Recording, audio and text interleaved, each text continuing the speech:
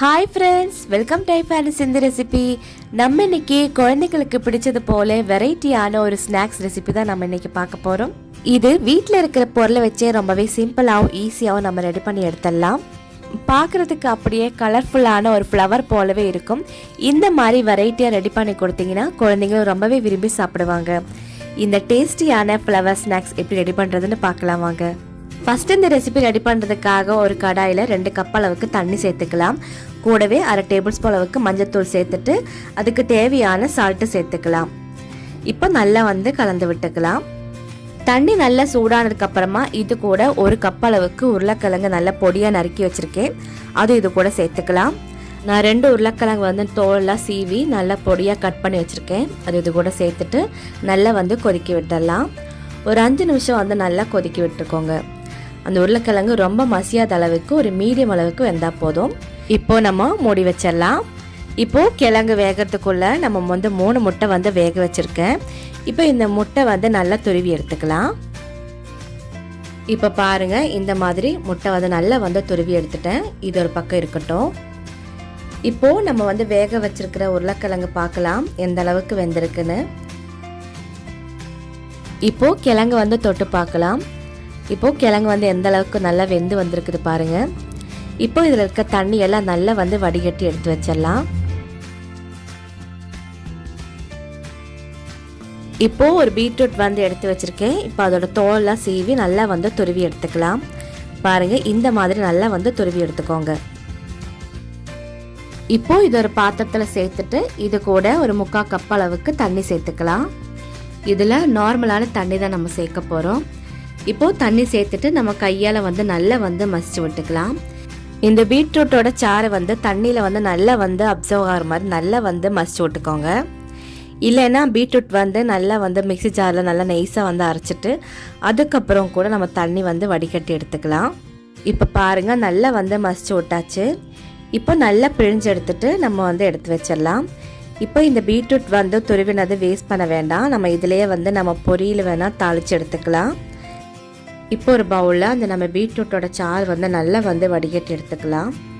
இப்போ பாருங்கள், நல்லா வடிகட்டி எடுத்தாச்சு.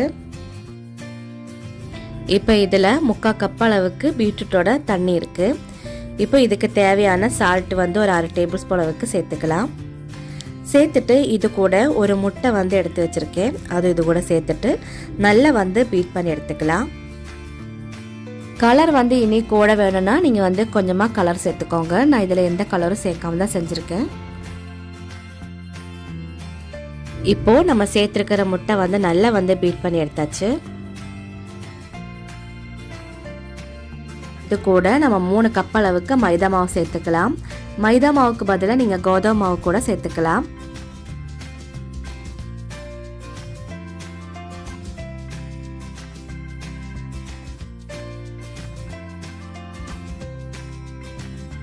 இப்போது 3 கப்பும் சேர்த்தாச்சு. இப்போ நம்ம நல்லா கையால் நல்லா மிக்ஸ் பண்ணி விட்டுடலாம். இப்போது சப்பாத்தி மாவு எந்த அளவுக்கு நல்லா பிசையுமோ அந்த அளவுக்கு நல்லா சாஃப்டாக பிசைஞ்சு விட்டுக்கோங்க. நம்ம சேர்த்துருக்கிற 3/4 கப்பு தண்ணிக்கு 3 கப்பு மைதா மாவு கரெக்டான அளவாக இருக்கும்.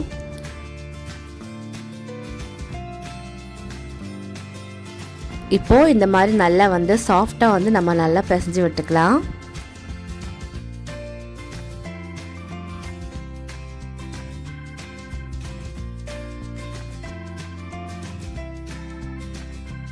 பாருங்கள், இந்த அளவுக்கு நல்லா சாஃப்டாக நம்ம பிசைஞ்சு விட்டாச்சு.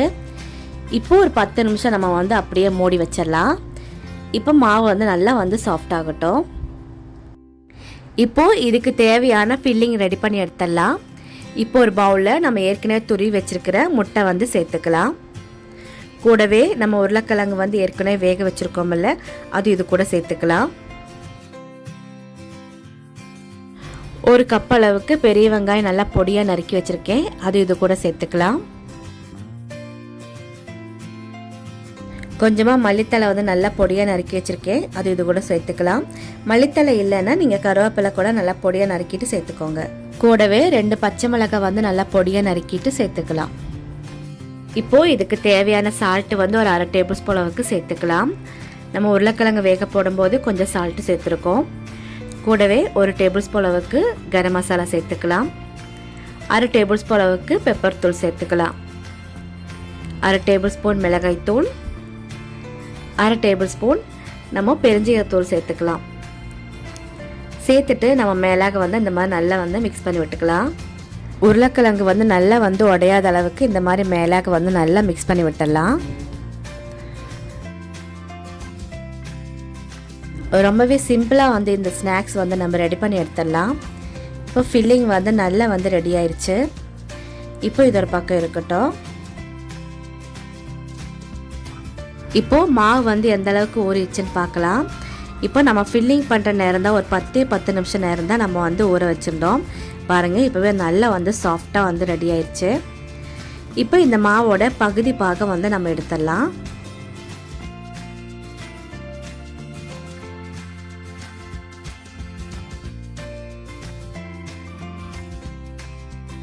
இப்போ இந்த மாவு வந்து நம்ம கவுண்டர் டாப்பில் சேர்த்துட்டு நல்லா வந்து திரட்டி எடுத்துக்கலாம். கொஞ்சமாக மாவு தூவி விட்டுக்கோங்க. இப்போது இந்த மாதிரி நல்லா வந்து கையால் நல்லா ப்ரெஸ் கொடுத்துட்டு இப்போ நல்லா வந்து திரட்டி எடுத்துக்கலாம். ரொம்ப தின்னாகவும் இல்லாமல் ரொம்ப மெல்லிசாகவும் இல்லாமல் ஒரு மீடியம் அளவுக்கு வந்து திரட்டி எடுத்துக்கோங்க. பாருங்கள், இந்த அளவுக்கு நம்ம திரட்டி எடுத்துட்டோம்.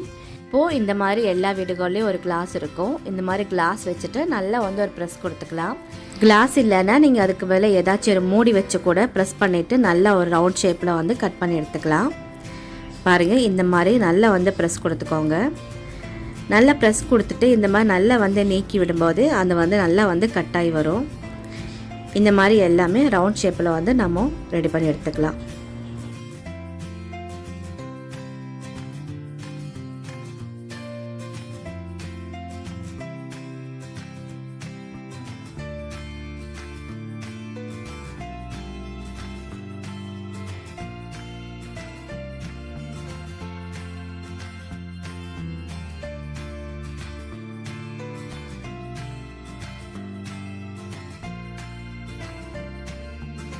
இனி மீதி இருக்கிற மாவு வந்து நம்ம எடுத்துடலாம்.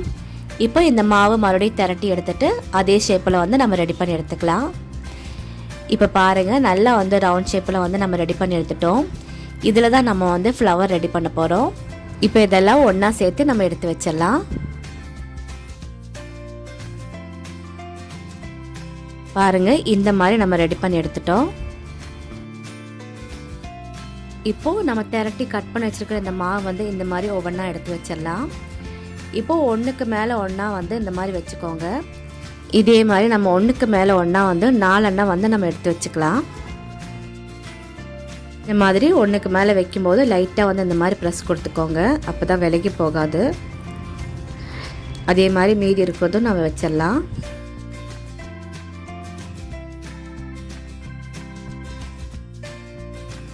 அதே மாதிரி இன்னொரு லேயர் நம்ம ரெடி பண்ணி எடுத்துடலாம்.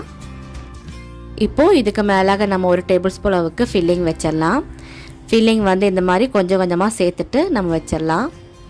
இந்த மாதிரி நீல வாக்கில் வந்து வச்சுக்கோங்க. ஃபில்லிங் வந்து ஃபுல்லாகவே சேர்த்ததுக்கப்புறமா நம்ம கையால் வந்து நம்ம லெவல் பண்ணி எடுத்துக்கலாம். இப்போது இதில் 1 டேபிள் ஸ்பூன் அளவுக்கு வச்சுட்டு இதுலேயும் 1 டேபிள் ஸ்பூன் அளவுக்கு வச்சிடலாம். இப்போது நம்ம கையால் வந்து லெவல் பண்ணி எடுத்துக்கலாம். இப்போது இந்த மாதிரி இப்போ கையால் நல்லா லெவல் பண்ணும்போது இந்த மாதிரி கரெக்டாக வரும். அப்போ தான் நம்ம ரோல் பண்ணி எடுக்கிறதுக்கு கரெக்டாக இருக்கும். அதே மாதிரி இன்னொரு லேயர்லேயும் நம்ம ரெடி பண்ணி எடுத்துக்கலாம். இப்போ நம்ம அப்படியே வந்து ரோல் பண்ணி எடுக்கலாம். இப்போ பாருங்கள், நம்ம வந்து அந்த ஃபில்லிங் வந்து வெளியே போகாத அளவுக்கு இந்த மாதிரி அப்படியே ரோல் பண்ணிவிட்டு லைட்டாக வந்து அந்த மாதிரி ப்ரெஸ் பண்ணி கொடுத்துக்கலாம். இந்த மாதிரி பாதி அளவுக்கு நல்லா வந்து இந்த மாதிரி மடக்கி விட்டுடலாம். இதே மாதிரி மீதி இருக்கிறதும் நம்ம மடக்கி எடுத்துடலாம்.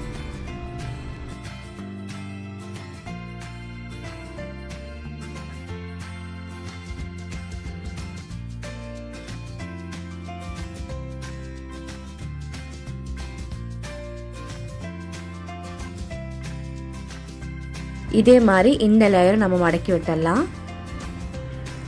இந்த மாதிரி மடக்கி விட்டுட்டு லைட்டாக வந்து ப்ரெஸ் கொடுத்துக்கோங்க. இப்போ அந்த ஃபில்லிங் வந்து வெளியே போகாத அளவுக்கு நல்லா வந்து நம்ம மடக்கி விட்டுட்டோம்.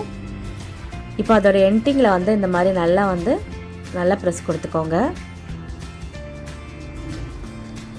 ஃபில்லிங் வந்து வெளியே போகாத அளவுக்கு இந்த மாதிரி ப்ரெஸ் கொடுத்துக்கோங்க.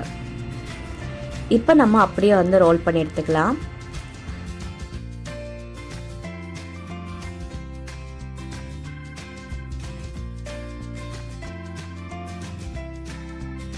இப்போது இந்த மாதிரி ரோல் பண்ணுறதுக்கப்புறமா இதோட எண்டிங்கில் வந்து நம்ம கொஞ்சமாக தண்ணி தொட்டுட்டு நம்ம வந்து அப்படியே ப்ரெஸ் கொடுத்துடலாம். இப்போ இந்த சைடில் வந்து நம்ம கொஞ்சமாக தண்ணி சேர்த்துட்டு நல்லா வந்து இந்த மாதிரி நல்லா ப்ரெஸ் கொடுத்துட்டு நம்ம ஒட்ட வச்சிடலாம். இப்போ பார்க்குறதுக்கு அப்படியே ரோஜாப்பூ போலவே இருக்கும். இப்போ பாருங்கள், இப்போ இதுக்கு மேலே வந்து அந்த இதழ்களெல்லாம் இந்த மாதிரி நம்ம லைட்டாக வந்து இந்த மாதிரி மடக்கி விட்டுடலாம். இப்போ அதோட சைடெல்லாம் நல்லா வந்து ஒட்ட வச்சிடலாம்.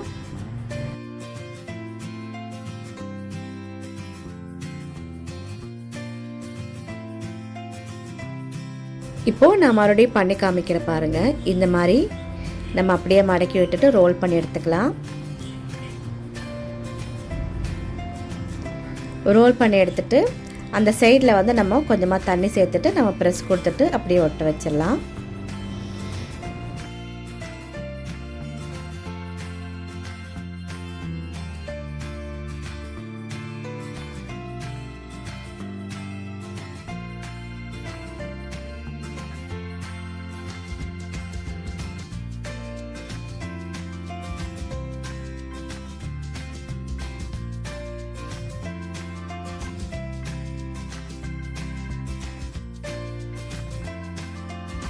இதே மாதிரி நம்ம மீதி இருக்கிறதும் ரெடி பண்ணி எடுத்துக்கலாம். இப்போ பாருங்கள், நம்ம எல்லா மாவும் ரெடி பண்ணி எடுத்துட்டோம். இப்போது ஒரு பவுலில் நம்ம கொஞ்சமாக எண்ணெய் சேர்த்துக்கலாம். எண்ணெய் சேர்த்துட்டு இந்த மாதிரி ஒரு ஃப்ளவர் எடுத்துகிட்டு நம்ம வந்து எண்ணெயில் வந்து லைட்டாக வந்து டிப் பண்ணி எடுத்துடலாம். இப்போது இதெல்லாம் நம்ம ஒரு பிளேட்டில் சேர்த்துட்டு நம்ம வேக வச்சு எடுத்துடலாம். நம்ம பிளேட்டில் சேர்க்கும்போது அந்த எண்ணெய் சேர்த்துருக்கனால ஒட்டாமல் வரும், அதுக்காக தான் நம்ம எண்ணெய் சேர்த்துருக்கோம். இந்த மாதிரி எல்லாமே எண்ணெயில் வந்து டிப் பண்ணிவிட்டு நம்ம எடுத்து வச்சிடலாம். இப்போ பாருங்கள், நம்ம எல்லாமே எடுத்து வச்சிட்டோம். இப்போ நம்ம அப்படியே எடுத்துகிட்டு வேக வச்சு எடுத்துடலாம். இப்போ ஒரு இட்லி பாத்திரத்திலோ இல்லைன்னா அடிக்கணமான ஒரு பாத்திரத்திலோ நம்ம கொஞ்சமாக தண்ணி சேர்த்துட்டு ஃப்ளேம் வந்து ஒரு மீடியம் ஃப்ளேம் வச்சுக்கோங்க. வச்சுட்டு நம்ம ஒரு 30 நிமிஷம் வந்து நம்ம வேக வச்சு எடுத்துக்கலாம். இப்போ நம்ம மூடி வச்சிடலாம். இப்போது 30 நிமிஷம் ஆயிடுச்சு. நம்ம எடுத்து பார்க்கலாம். பாருங்கள், நல்லா வந்து வெந்து வந்திருக்குது. இப்போது வெந்ததுக்கப்புறமா அதோட கலரும் நல்லா வந்து சேஞ்ச் ஆயிடுச்சு பாருங்கள். இப்போ நல்ல ஒரு கலர்ஃபுல்லான ஒரு ஸ்நாக்ஸ் வந்து நம்ம ரெடி பண்ணி எடுத்துட்டோம். இப்போ பாருங்கள், சூப்பரான ஒரு ஃப்ளவர் ஸ்நாக்ஸ் வந்து நம்ம ரெடி பண்ணி எடுத்துட்டோம். இந்த மாதிரி குழந்தைங்களுக்கு வெரைட்டியாக ரெடி பண்ணி கொடுத்தீங்கன்னா அவங்களும் ரொம்பவே விரும்பி கேட்டு வாங்கி சாப்பிடுவாங்க. இப்போது ஒரு நைஃப் வச்சு நம்ம கட் பண்ணி பார்க்கலாம். ரொம்பவே ஈஸியாக வந்து நம்ம ஸ்நாக்ஸ் வந்து ரெடி பண்ணி எடுத்துடலாம். குழந்தைங்களுக்கு ஈவினிங் ஸ்நாக்ஸாக கூட இந்த மாதிரி ரெடி பண்ணி கொடுத்தீங்கன்னா அவங்களுக்கு ரொம்பவே ஹெல்த்தியாக இருக்கும், சாப்பிட்றதுக்கும் ரொம்பவே டேஸ்டியாக இருக்கும். இப்போ பாருங்கள், அந்த ஃபில்லிங் எல்லாம் உள்ளே வந்து எந்த அளவுக்கு அழகாக சூப்பராக இருக்குது பாருங்கள். நல்லா சாப்பிட்றதுக்கும் நல்லா சாஃப்டாக இருக்கும், பார்க்குறதுக்கு அப்படியே நல்லா கலர்ஃபுல்லான ஒரு ரோஸ் போலவே இருக்கும். உள்ளே வந்து அந்த ஃபில்லிங்கோட சாப்பிட்றதுக்கு ரொம்பவே டேஸ்டியாக இருந்துச்சு. இதே மாதிரி நீங்கள் வீட்டில் ட்ரை பண்ணி பாருங்கள். ட்ரை பண்ணி பார்த்துட்டு இதோட எக்ஸ்பீரியன்ஸ் எப்படி இருந்துச்சுன்னு என் கூட கமெண்ட்ஸில் ஷேர் பண்ணிக்கோங்க. இந்த ரெசிபி எல்லாருக்கும் பிடிச்சிருக்குன்னு நினைக்கிறேன். பிடிச்சிருந்துச்சுன்னா லைக் பண்ணுங்கள், ஷேர் பண்ணுங்கள். கீழே இருக்க சப்ஸ்கிரைப் பட்டனை, பக்கத்தில் இருக்க பெல் பட்டனை ப்ரெஸ் பண்ணிக்கோங்க. அஸ்ஸலாமு அலைக்கும். தேங்க்யூ.